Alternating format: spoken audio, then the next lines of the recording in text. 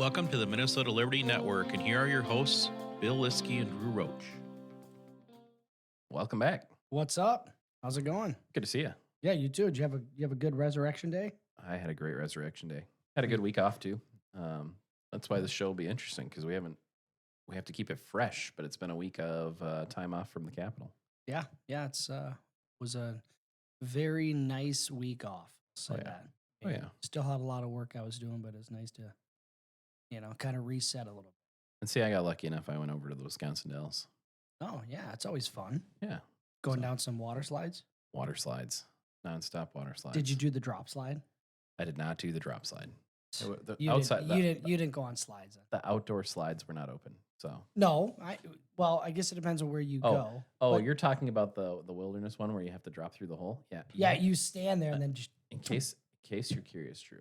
It hurts though. No. In case you're curious, I am over 250 pounds, which means I exceed that limit. I don't know. I was going to ask that. Isn't there There is like a some limits limit. to where you can go down? There is a limit on that specific slide of a max weight of 250 pounds. So Sure. I don't no know. sliding on that one for me. I went down. There's 3 of them, and I think it was at Kalahari. Oh well, is see, where I we didn't, were at. I didn't go to Colorado. Yeah, when we went, but it tore up your back. I believe it. It was. But see, the It cool was like thing getting is, bit. see, there's both positives and negatives to being too big. First of all, I don't get to experience it, but I also don't have to experience it. So you don't have to go through the line, and they got to check to make sure you're. Oh, if you don't read the sign at the bottom, you have to stand in line, and then they weigh you at the top, and then they send you back down. I read the sign; it said no more than 250 pounds. I'm a big guy; I know how much I weigh. Is that Didn't discrimination waste my to time. weigh you right on the spot like that? I mean, Well, they got to make sure the slide is safe. Yeah, safety first, man. Yeah, I mean, it's no different than measuring you when you get all the way up there. right. I suppose. Are you tall enough to ride this ride? I'm not sure Okay, about this keep it guy. coming. Oh, I am. He'd have been banned from the couple of slides I was on. I think 48 inches, 52 inches, about usually you're free to go. Valley Ferry, you're okay then. I what's hit funny? that. I hit that one. He could go on the kid slide that I was also banned from, 60 inches or less. Okay. He's like, It's very "You're not- possible. Let me you're just not do the math wrong." here. He's right. No. He's right there. He's right there. No, right on it. I'm He's like, right on the limit. ID says I'm like 5'4", so If that's he- 60. If he'd have walked up there and said, "Hey, I'm sliding out," no one would have questioned him. They just let him go. It's okay, Drew. When Hey, you're water- towering over them, they're not going to let you fly. Water parks are fun. We'll be going to Branson this summer and hitting up some water parks. Nice. Very good. So Well, should we recap? Okay, so let's recap what happened just before we went on break. Yeah. We were that weekend. We were at a convention, I think. yep, CD2 convention. We had our last show. We did an interview with the previous and now re-elected executive board. So they had an executive board election, and all 4 of those candidates won. Oh yeah, yeah. We got Joe Dideau as chair again. Yep. We got Yep. Natalie Barnes as deputy chair. We got the one and only Sarah Dutton Yep. as Secretary. our secretary of CD2. Yep. And then we have Mr. Walsh from Minnesota, William Beck. Yeah. William Beck is the delegate at large. Yep. So We got a good solid executive team in CD2. Did we have some flip flopping go on or something, or did some changing Yeah. of the? yeah, the so guard? Natalie and William switched spots. Is really what it came down to. Yep. But otherwise, it's the same people. And the treasurer is Mark. I think. Yep. right? That was the only unchallenged position. I don't think a lot of people. Nobody Well, wants to be wants the to do the treasurer. treasurer, It's a yeah. lot of work, and your name is also signed away to the CFB. So, Yep. not a very fun time. Yep. Uh, But yeah, that was a good convention. There was it was a lot more contention than I expected to be. yeah, I think, there's a couple battles going on in politics nowadays, and both I think both in state and federal government. You've got left versus right, and then you've got on both sides of the aisle, you've got The base people- versus the moderates. base versus the moderates, and they're vying for a voice or a seat at the table, right? Right. And the reality is at the end of the day, both of those sides within the party need to come together and start realizing that it's going to take a We team need effort, everybody. right? need all of And us. I think as far as a grassroots individual, I'm looking to grow the party, grow the Right. base, and Yep. welcome as many people in as we can.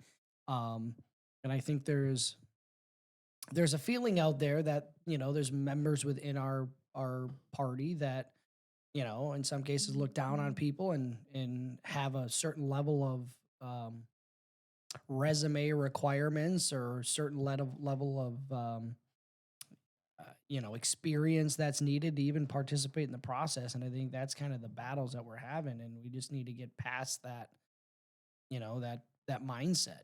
And since I've been involved within the Republican Party, I've seen it change significantly to being more of a blue collar, labor driven type, individual.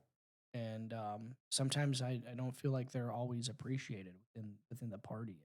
And I hope that we can just let our differences, you know, be bygones, and like I said, come together and unify behind our endorsed candidates, and that's how we win. If you look at Democrats, um, they when they get an endorsed candidate, they don't challenge them. No.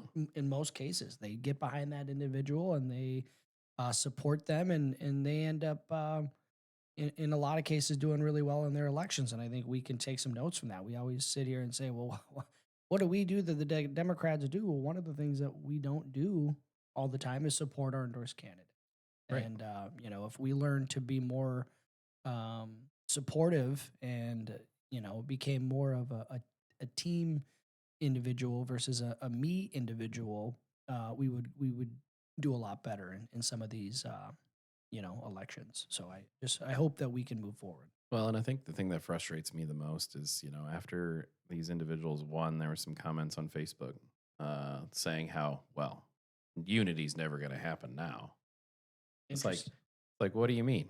What do you mean it's never going to happen now? Well, these people that got elected, they're more than willing to work with whoever. Absolutely. And I hate that statement. I'm really sick and tired of the word unity being the only, but it can only come from one side of the groups or not the other. It's like, no. Unity has to come from both. And to attack this message with, well, unity will never happen now, that's a problem. I don't understand why that's the statement. I don't understand why somebody would make those comments. Yeah, and I think I didn't see those comments, so that's interesting. I'd like to kind of see who those came from. I can probably imagine, but I think there was a lot of contention with some of the amendments that were brought forward. Yeah, You know. I spoke for one of the amendments. I saw it go down because I think there was some wording issues. I really do. I Yeah, have to agree with them that Seventh Amendment was worded a little poorly. I think there's better ways to say what they were trying to do. Yeah, I think at the end of the day, the way it was worded, I wouldn't say. I mean, yeah, you could say it was worded poorly. I think what it did is it left up for interpretation versus It wasn't very um, specific. versus what it was really meant for. And the reality is Amendment 7 was simply meant to, from my understanding, to just make sure that um, the constituents of CD2 and the individuals that have more of a say, um, right? And that we don't Yep. have special interests, whether it be lobbyists, whether it be in some cases staff members. And from my understanding, again, I wasn't the author of that. I have no idea who brought that amendment forward. It'd be nice for us to dig into that and find out, maybe have a conversation with them and ask Yep. what their reasoning was. But from my understanding, it was just making sure that we didn't have special interests get involved and lead the CD2 in a direction that isn't best for the grassroots. Right. So I think I know who it was, but it'd be great to have them on the show at some point and have them talk about what the importance of what they're talking about, what their perspective is. I think the basics of what they were trying to do was really just keep special interests out of the base of our party. Yeah. Right. So we have people that work for lobbying firms. That's their job. That's fine. I think they stand and serve a good purpose. But should they be on our executive committee? Because now their messaging for our party is going to be a lot different because it's going to be focused on what their job is pushing for, Yeah. as opposed to what the people of Minnesota, the the base voters, what the actual grassroots voters want.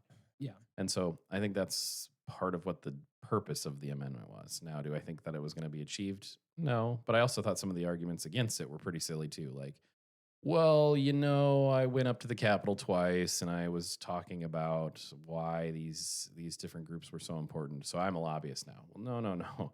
You have to register to be a lobbyist in the state of Minnesota. Correct. We all have books. You and I Yep. have books of who those people are. Yeah. We know who they are. They're not bad people. They're Nope. good people. In fact, I Yeah. like working with most of them. Most of them are good people. Yeah. It's just that here we are having them. They would have a different interest in why they're there, and that's understandable. Yeah. I can completely understand why they would be doing that. Yeah.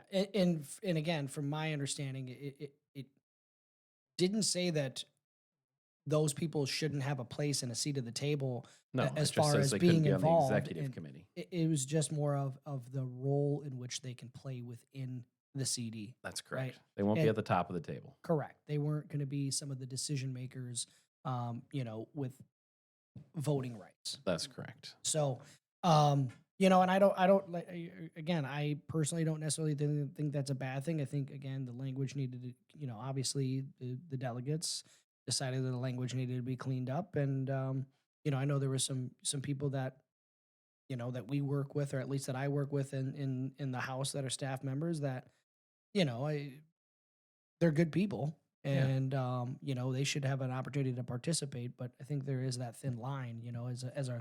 As a obviously you and I wouldn't be eligible to sit on the exec committee, No, as and we I shouldn't. and I don't want to. Yeah, and I don't want to either. But I think there's just it was an interesting It's interesting that it dynamic went that down. day. Yeah, and it was the thing that was most important to me from my perspective is the message of the amendment made sense. I don't want anybody that works for me, with me at the Senate to have to be on the executive committee, because then I'm kind of sort of the last. I'm a senator. Yeah. You're not going to tell me no at the Senate. So if I ask you something, you're going to tell me because you feel like you have to. And I don't want you to ever feel like that weird power position. I don't want that in there. And so I think that's another important aspect of what we were talking about. Well, and with that, we shouldn't have executive members that have to abstain from Votes. a numerous amount of votes, because Well, that's right. that's their It's in their a lot job. of cases that's their job. So if you have to abstain because of A conflict, a conflict of interest, then you really shouldn't be in that So let's position. remove the need for those abstentions. That's the reality. So yeah, that was CD2. I mean, it ended up, the people we endorsed ended up winning. So Yeah, yeah. it is what it is. It was very close. I'm hoping that the room can come together instead of stay so strongly divided, because it was within 10 to 15 votes for a lot of them. There's a Yeah. few that were 30, 40 votes, but it's still with all within less than a 10% swing. So Yeah, and what happened Saturday. I hope I hope it brings unity, and it's unfortunate that some of those comments that you read, I'd like to find those and see those, but we as a party really need to stop attacking one another, going after each other. I mean, it's not helping the cause of us winning in 2026. I mean, that's going to be a huge election for the state and the people of Minnesota. I mean, it's probably one of the biggest elections that we've ever had as far as where we're at and where we're trying to go. The trifecta and the Democrats have been able to steer this state into just damn near a cliff here. And if we Right. don't, redirect here in 2026, I mean, it's great. It's not a good situation. So we need to be able to come together and steer the ship in the right direction. And Well, see, it was funny because I commented back to the individual. I said, this is not helping. Man, demanding unity because you disagree with someone else does not work. You have to work together whether you like it or not. yeah, Demanding unity does not cause unity. yeah, Learning how to listen to other people with differing opinions does.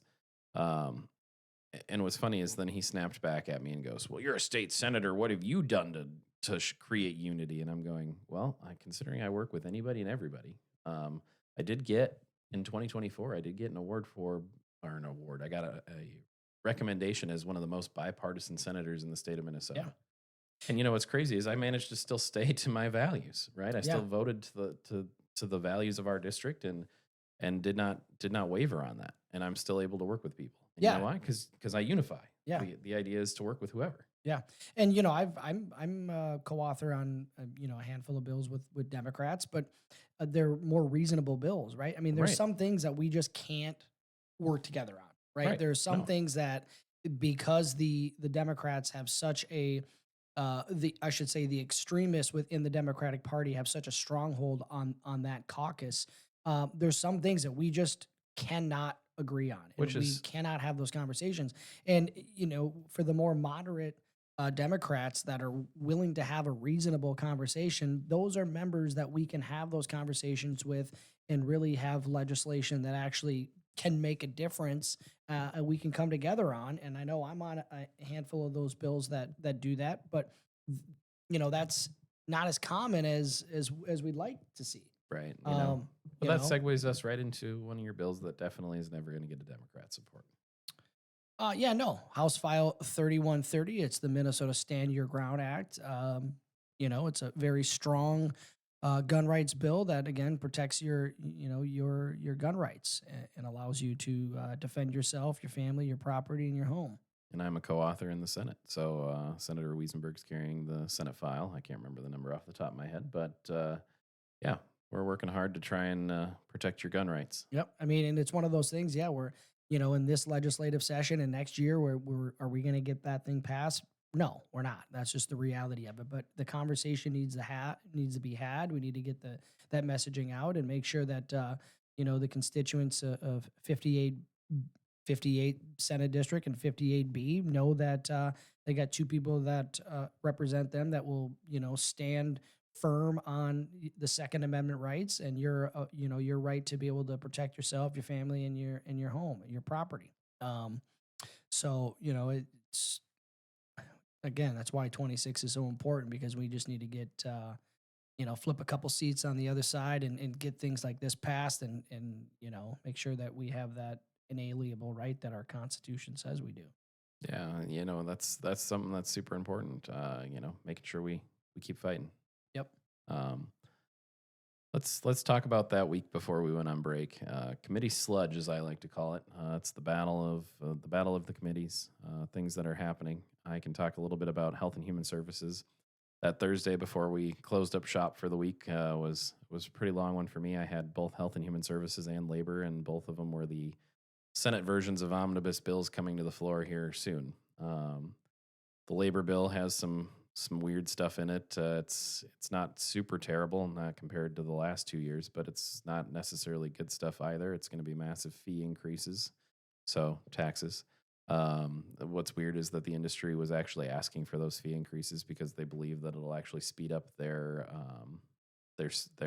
inspection speeds. Because right now there's a lot of waiting and waiting and waiting some more. I believe Senator Wiesenberg said he was over 15 weeks waiting to hear from a plumbing inspection. That's a pretty long amount of time. Yeah. And then, so that's what they think those fees will actually help. Hopefully, we can hope, I guess. I know I don't want to pay more fees because that definitely doesn't reduce the cost of building a house or reduce the cost of pretty much anything. You know, here we are talking about how expensive stuff is and how we need to help with the costs of housing, and we're raising the cost of housing. So that doesn't make any sense. And then for Health and Human Services, similar message from our committee is we need to reduce the cost of healthcare. I think every single citizen in the state of Minnesota would like to reduce the cost of healthcare.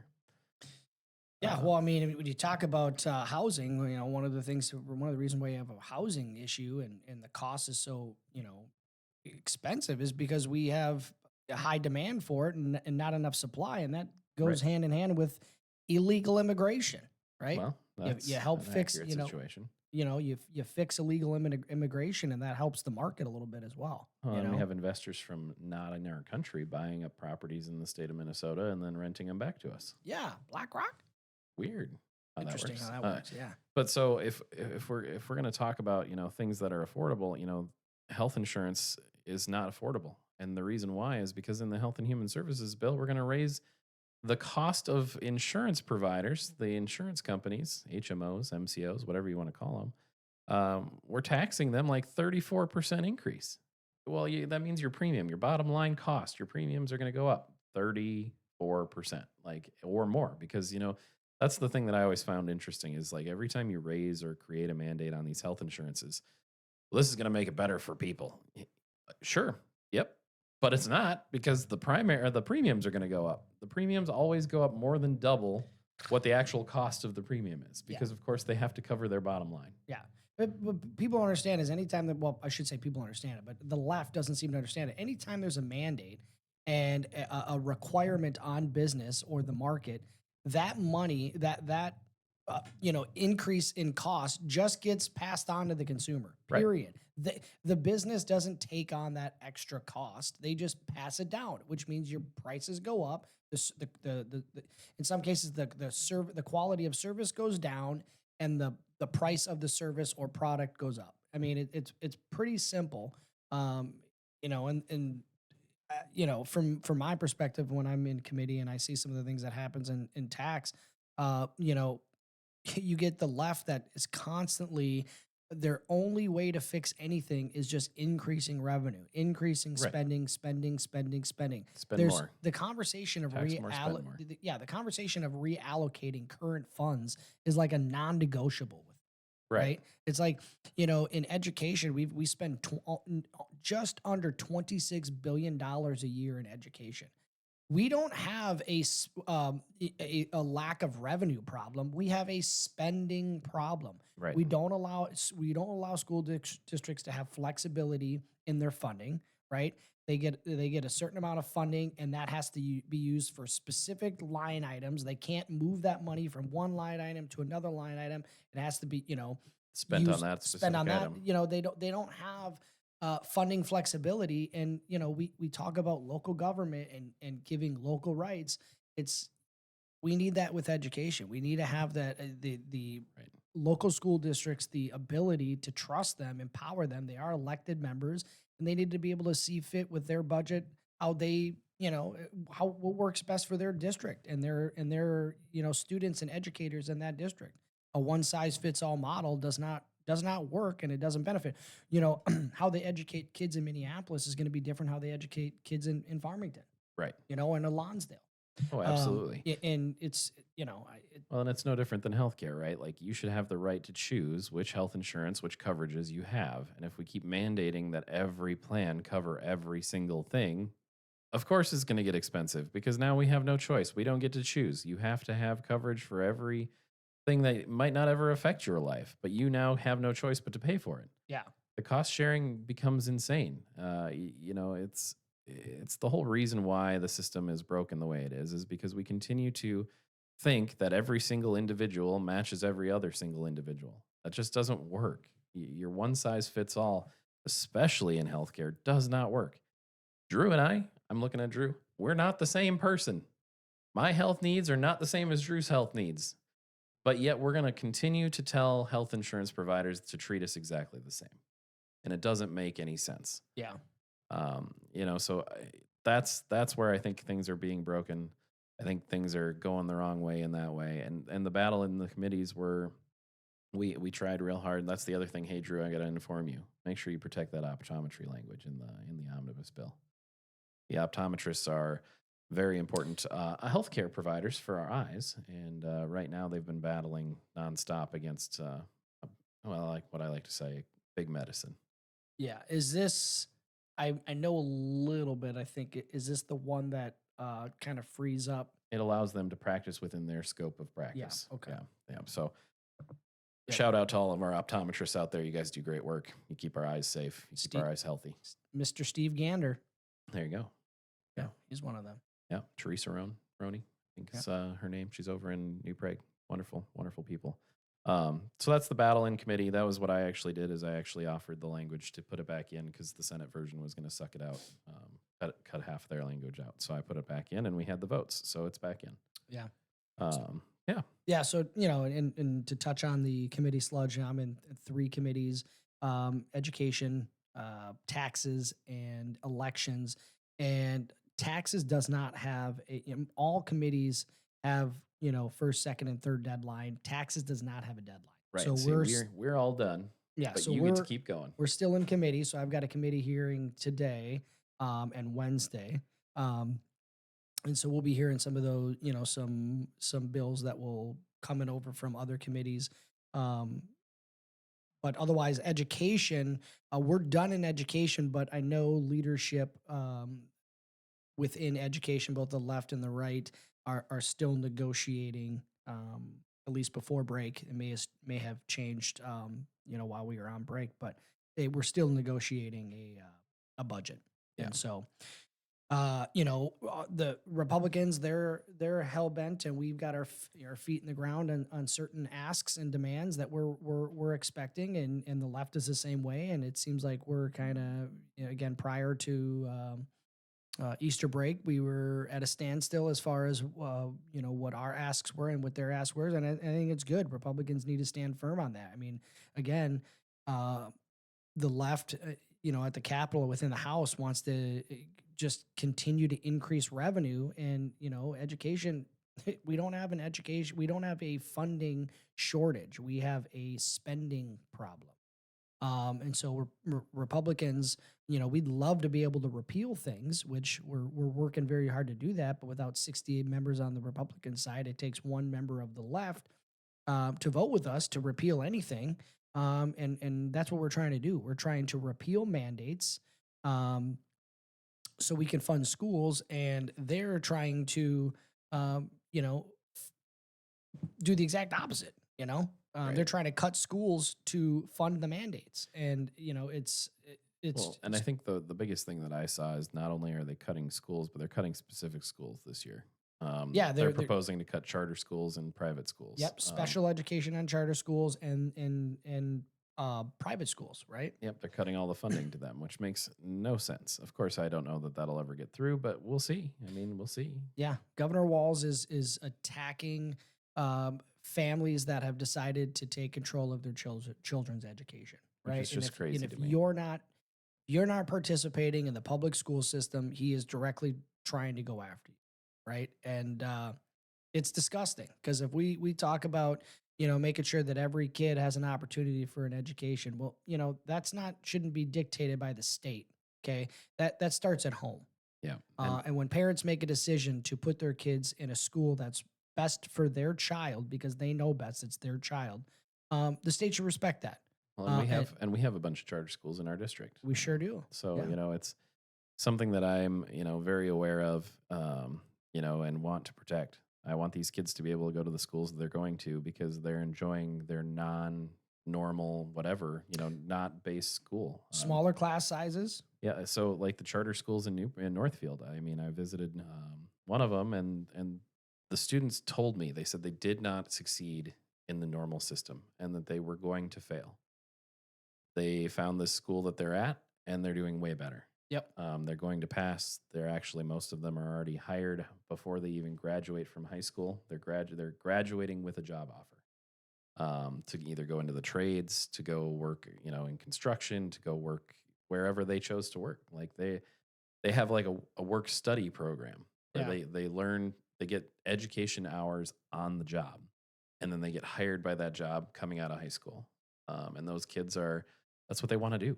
Yeah. And I don't understand why we need to, take away funding for that specific stuff. Yeah. It's a way to punish parents, right? It's just, the thing that it doesn't even punish parents. It punishes the kids. Well, fair enough. Yeah, that's true. It's going after kids. But again, yeah, they're trying to force those families that have made the decision for their kids. They're trying to force them back in the public school system. Yeah, and that's the reality of it. And it's a sad thing. I mean, we shouldn't be using children as pawns. We saw that happen during COVID when they did that with a lot of the lockdowns and the restrictions and the mask mandates. And now it's happening again with funding for schools, and it's just goes to show you the type of tyrant that Timmy Walz is. Yeah, it's absolutely terrible. Anything else in your committees that you're worried about that you wanted to chat about? No, it'll be interesting, to see how that shakes out, and what we'll see coming through with the taxes committee. But I just hope that again, Republicans stay strong. I think so far we've been, um, You guys have been doing pretty good. doing a good job, and I hope we continue to do that. So we just need to, listen. Nobody wants to shut down the state. No. But at the end of the day, we can't continue to acquiesce and bend to the left. They have literally leveraged themselves. They took the state from an $18 billion surplus into To a $6 billion deficit. So their ideas and their agenda clearly is not working. It clearly doesn't have the best interest for residents of the state of Minnesota, and we know that, and we just need to, stick strong to that and continue to just, Well, hold the line. if there is a shutdown, I'm going to blame the Democrats. It's not on the House Republicans. Yeah. As much as they're going to claim it is, as much as they're going to tell everybody it is. It's 100% on them. It's on them because they refuse to listen to you. Yeah, we were, for 2 legislative sessions, Republicans weren't even allowed to have a seat at the table. Right? They And weren't even allowed to have a conversation. And now that we're able to have a conversation and our voice is at least being able to be heard, we need to stick firm on our ideology and what we know is best for the state of Minnesota. And that's cutting mandates, that's cutting regulations, that's cutting spending, and getting us back to fiscal responsibility. And Absolutely. it's sad that the left is doubling down on their ideology and what they've been trying to do with the state over the last couple legislative sessions. So we just need to hold strong. Absolutely. And, so that brings us to our next section, which is the floor wars. My day ahead of me tomorrow is going to be a long day. We don't start till 2, but I think we have 9 bills on the floor, something like that. And of which are at least 1 or 2 omnibus bills. A couple of them that are going to be very frustrating. I know that we were talking about the veterans bill here over the break, and our veterans bill, I guess some language got stuck in there where now veterans aren't going to be able to seek advice from outside counsel if they're having issues with their benefits. It's a terrible, terrible idea. Not sure where it came from. It's definitely going to hurt a lot of veterans that need help. And it's tough because this will be another time where I'm voting against a veterans bill because the language is bad, not because I don't want to help veterans. Yeah. And it's frustrating because I want to help veterans. I want our veterans taken care of. They've been taking care of us. We need to take care of them. It's frustrating when we're not in charge of how that language is written, and so now we have to vote against it because the language is bad, not because we don't care about veterans. Yeah, that's unfortunate. I mean, everybody, we totally support the military and what they do for us. Not only the serving members, but their families as well, right? I mean, Exactly. they serve hand in hand with them, so we want to be able to support them and give them all the resources that they need. But it's like you said, it's unfortunate when it's you don't have a say in it, and Right. How that's shaped out. So Well, and I was excited because I thought I'd found some money for my bill, and it turns out that I'm not going to get what I want because, of course, they sucked it up to fix up their holes. So yeah, it's frustrating. Frustrating battles. It is what it is, though. Here we are. and that's the That's the burial bill. Yeah, the I was burial hoping to have the money for it, and nope, I got eaten alive by Yeah. other things. Yeah. So That's unfortunate because that's a really good bill, and I know me authoring that on the House side got a lot of support. yeah. People definitely support that, but when you're looking at a budget deficit and you're looking at a crisis of creating those funds, it's hard to get something like that through. Which shouldn't be, I mean, if there's one thing that we should be willing to spend our money on, it's our veterans, right? it's our veterans and their families. So It's frustrating. it's definitely frustrating. So that's my long day tomorrow. If anybody's bored and need something to help them fall asleep tomorrow, I would imagine that the Senate floor will be a great way to fall asleep.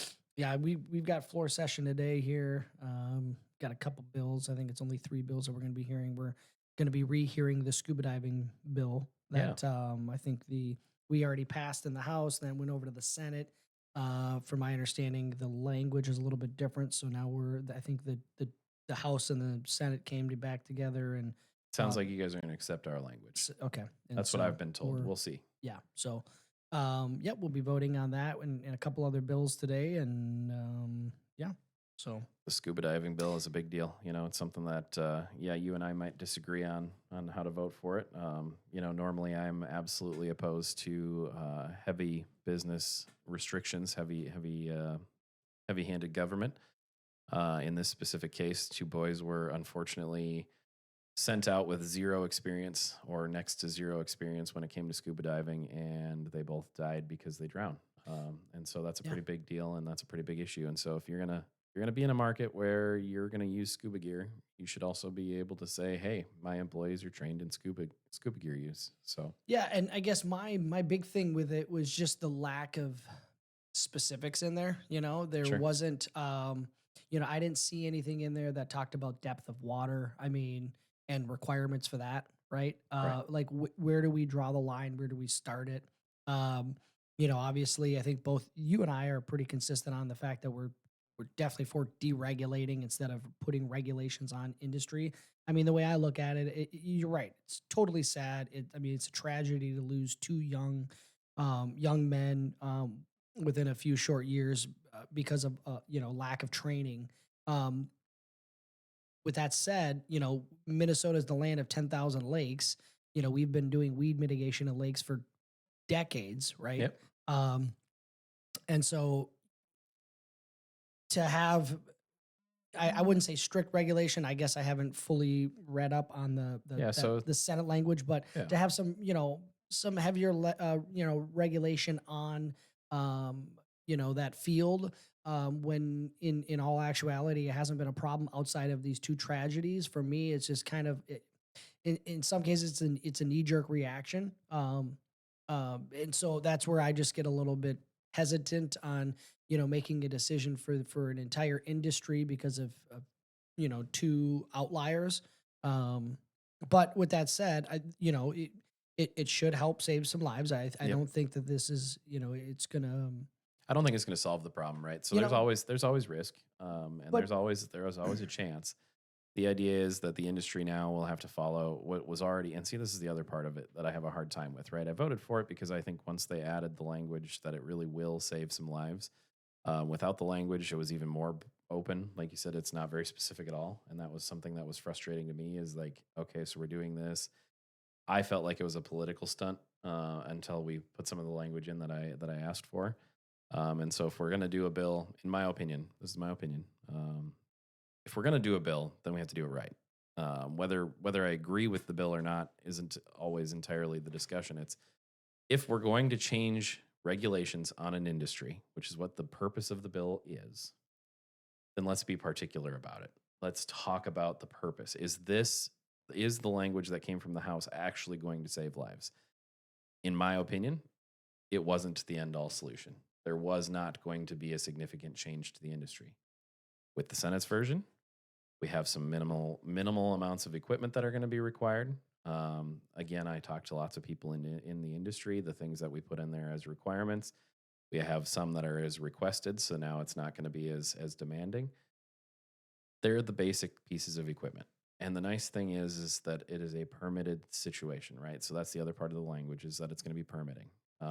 So we're requiring first aid and CPR training. You're working in the water. You're working helping other people. You're working in the area where it's already dangerous. Honestly, getting a CPR certification is pretty easy. yeah. It's required to babysit kids, right? It's not hard. It's Yeah. pretty easy stuff. Another one is just another standby person.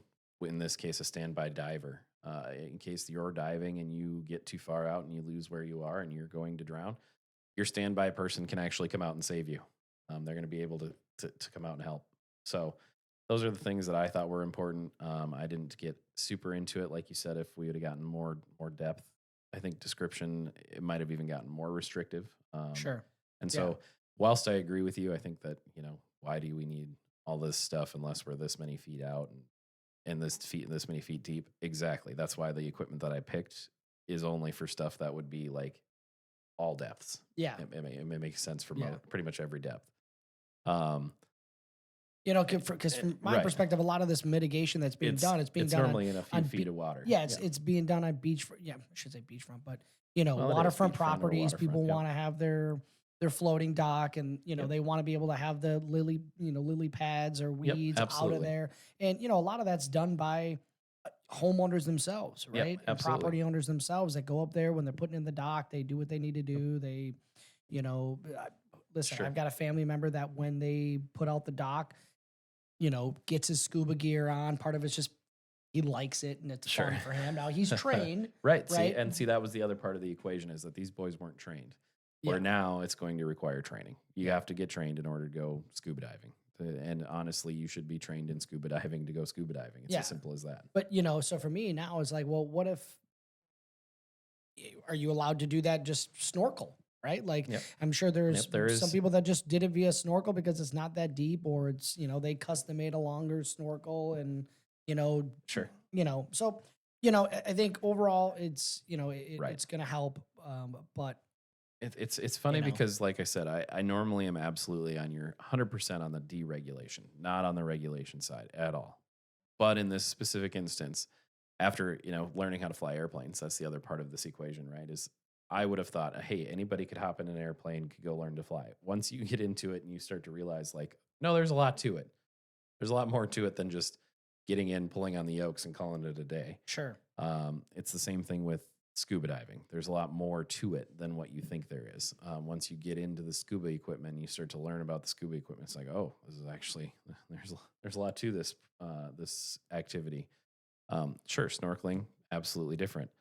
I think it's pretty silent on the choice of using snorkeling equipment when it comes to just snorkeling. It's talking specifically about when you are using scuba equipment to do this task. Gotcha. So that's something that's important in that discussion too, because I don't think it's saying that you can't snorkel to do this. It's just saying that if you're going to scuba dive in these equipment with this equipment, this is the stuff you need to have. So that's where I took it from. But it's an interesting battle. I'm hoping that Representative Baker is just gonna decide to concur with the language, and you guys are gonna vote, and it's gonna be on.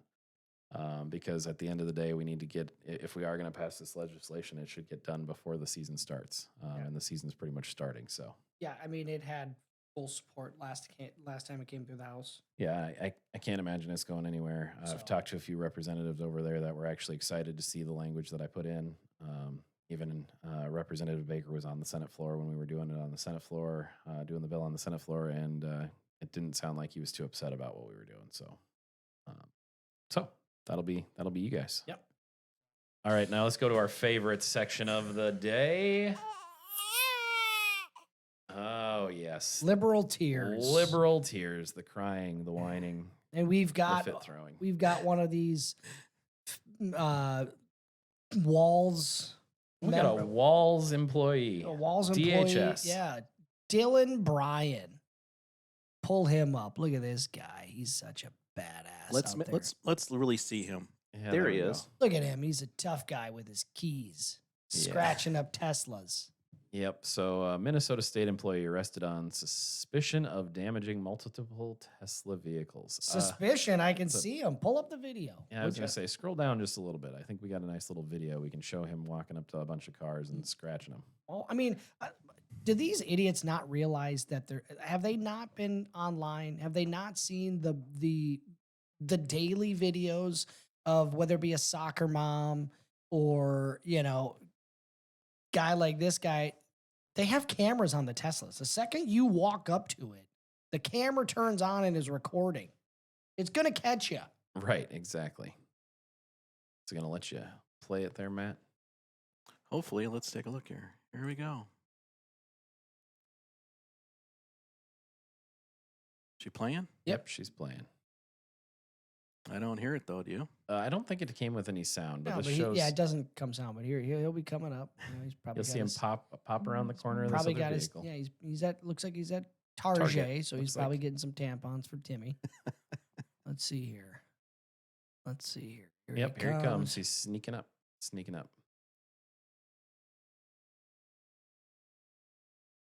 There He he literally is back pulls there. up in his car. He's parking in his car, and he sees this Tesla, and he's He's just like, He's fuming. So his vehicle's right next to this one. He's yeah, fuming. it's 2 Look at cars over. He's so mad. He's coming up. Oh, look at him go. Oh yeah, Looks like he's writing F something. He's probably writing Probably. fascist. probably writing Nazi. Fascist. It's their favorite Nazi. thing to write these days. Just Oh, boop. oh, it was before he went to got the Yeah, before he tampons. went to get the tampons. Ah. So Lovely. it's interesting. That's not the video that I remember seeing. No, because there was a compilation video. yeah, too. he literally, it wasn't just one. It was like Okay. 5 I can look for it. different cars that he went and scratched. I mean, this guy's, one time he had his dog with him. And so Bringing it's, your dog in with a crime. it's interesting. Yeah, he's walking down the street and he just walks up to these Teslas. You know, the thing that's most confusing is, so not only is Dylan in DHS, which DHS is currently under fire for a whole bunch of fraud. Yeah. Whole bunches of different fraud all over the place. We got Feeding Our Future, we got the child care, got all these other things all being investigated. This guy, by the way, fiscal analyst for DHS. So Yep. you would think he'd be in charge of finding that fraud. Yeah. And he's probably making some good change. Yeah, he's making money. But what's funny to me is that these Teslas are generally owned, especially in Minnesota, generally owned by people that probably voted for these people. Correct. That's the best part. They're likely owned by Democrat voters, and yet here we are, scratching Tesla cars because we're mad because Elon Musk is doing something we don't like. I just, none of this makes sense. I don't understand, and yet here we are. Just keep destroying other Here we people's go. cars. That's yep. the That's the video that we saw. Yep. Just make that bigger if you can. And then switch Look at us this over. guy. Gosh, he looks like he was crying a little bit. I think he fit in just fine as You our wonder if son. he called his mommy. It could be. Right here. Yeah, here we go. Mommy, I made a mistake. This will probably have some sound. He with looks it. like he was crying. I agree with that. Let's get this plan here. Oh, I like There's it. his dog they were talking about. Look at him. The Hey, cam- dude. It's right there. The camera's right there. Dylan, what are you doing? He's going to do it twice to the same car. An apparent protest. There's people right behind him. Oh yeah. Unreal.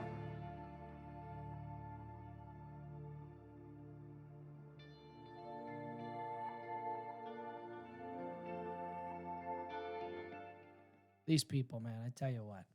I just, You can't fix stupid. well, and the thing is like, Gotta turn that off. Side. Welcome back. they just, And joining me now is Republican. I got her. Sorry all about right. that. So, the thing that's probably most frustrating to me is like, here we are damaging things, causing damage, and yet throwing a fit about others like ourselves throwing fits. Yeah. I don't understand it. I think it's constant division is all we're trying to sow. It's Yeah. just this constant Yeah. division game. I work with colleagues across the aisle, like you were saying earlier, is I work with whoever is willing to work on good ideas. I Yeah. don't care which party you fall into if it's a good idea. Yeah, absolutely. Doesn't matter. Yeah. And so I hate the politics of politics. I think the whole purpose of my job is to go up and represent the individuals that voted for me. Yep. And yet there's another game that you and I have to play every day that I don't want to play. I get Yeah. sick and tired of playing it. It's like, well, you're going to get me. You're looking for that gotcha moment. Well, no, I really don't care about the gotcha moment. I Yeah. want to get good ideas. Yeah. In our case, we believe that good ideas would be deregulation, Yeah. get rid of government, delete government. Yeah. I want good ideas that are going to help people. There definitely are people that go up there and they want to participate in the theatrics of politics and, make a spectacle of things. And the reality is that's not why I'm there. No. I when there's, there's going to be some sound bites here and there, I'm sure, within committees when you're asking, some questions. But at the end of the day, yeah, it's by no means am I there to make comments on the floor or in committee so that I can clip it up and put it on my social media and, And see, that's just you it. know, Like prove a narrative. Like I'm not a social media guy. it's I just can't stand it. it's not what I'm there for, and there's a lot of people that are there for that, and it works. It gets you votes, it gets you followers, I suppose, but at the end of the day, is that really moving policy? Is that really making a change? No, it's not at all. So No, and it's just creating more of this, more liberal tiers, more problems. It's not helping anybody. Yeah. Careful now. I got a complaint about how loud those cries are. I'm just teasing. I'm just teasing. You think they're just colicky? Is that why they cry so much? It could be. They never grew out of colic. Colic, you're Jeez. supposed to grow out of that. Yeah, I guess. Maybe they're teething. If they're colicky, hey, maybe a little bit of omeprazole might help them. Well, we got legal adults, weed they can now. take Wouldn't that omeprazole. fix the colic too? Just smoke a little weed and calm down. Well, they did legalize it. Jeepers. Yep. But just remember, there's some There's reparations. there's in there. gummies out there. There's CBD oils out there. There's all kinds of stuff to help with that. Jeez, just take a There's chill pill or take a chill gummy and relax. right. Yeah. Goodness gracious, the Wild are on TV. Go watch a hockey game. or something. Don't do that. You might have to take 2 or 3 of those. That's That was true. A long night last night. Yeah, what do you do? It's Well, on when the you're, road. when Road you- game. I have to give the Wild a credit though, man. They kept trying. There was the refs did not feel good last night. I don't like complaining about refs. They do really good. They work hard. Their job sucks. But when you get a guy who's smashing the other guy in the face with a stick, you should probably call a cross check. That was a. You should probably call a cross check. But you know what? We went for one in the weekend. The Timberwolves won. Yeah, the Timberwolves smoked Yeah, the Lakers. good old crying LeBron James. You I know, always love to see him. the last lose. time I He's such actually- a baby. The last time I actually cared much about basketball, I'm not a basketball guy. I grew up watching the Wolves destroy my dreams, so I just quit paying attention to them. But the last time I watched them was Lakers Wolves, and the Lakers stomped on the Wolves because, of course, that was the era of Shaq and Kobe, and we did not stand much chance. Kevin Garnett was the only reason we were even in that. Well, situation. that was back in the day. We had, I believe, we had Terrell Brandon and Latrell Sprewell. Yeah, No, Sprewell, no, it was Sam Cassell. was the era. Because yeah. we had like the original Yeah. 3 with KG was all of like 20 years old. Yeah, that's was a when kid. they first started coming out with every team had to go get 3 elite players. We had Sam Cassell, Latrell Sprewell, And Kevin Garnett. who ended up leaving the Timberwolves because he had to feed his children. Yeah. Remember that? Yeah. Yeah. They offered him like Such this a just weird this situation. They offered him like a really good, I mean obviously A decent contract. decent good contract. He's like, that's not enough to feed my kids. The hell are your kids eating? Well, when you have 20 Good. when you have 20 gosh. kids, it's a lot of mouths to feed. I don't know that Latrell Sprewell had 20 kids to feed, but some of our professional sports athletes have had that in the past. Yeah. So, Well- it's amazing. I think we've gone full circle. We have gone full circle. We're Talking hitting sports. the end and we're at the sports. So we appreciate all of you for coming. Don't forget that Minnesota Liberty Network at gmail.com is a place to email those questions. I know I promised that we'd talk about the budget to an individual online, but we did not get a chance for that. We will do that as we get going. Budgets are going to be coming together here Yep. this next 2 weeks, and I think it'll be a better time to talk about it in 2 weeks. Yeah, we'll have a much more understanding of how that's going to be shaped out. Again, those conversations are still being had within committees, reaching those committee agreements, and that will then be brought forward in a one huge Yeah. package. So I promise the individual we will talk about the state budget. It will come, just Absolutely. not today. Perfect. And keep in mind, we're on Rumble, YouTube, and now we're doing some audio podcasting as well. So There you go. Yeah, all because Matty V over there is a pro at Yes, he producing. is. I wouldn't say our that, show. but I got it done. So we're on iHeart and Apple and wherever else you would like to listen if you can't watch. There we go. Perfect. Thank you, Matty V. We appreciate you. All right, until next time. Yep. Take it easy. Take it easy. Bye.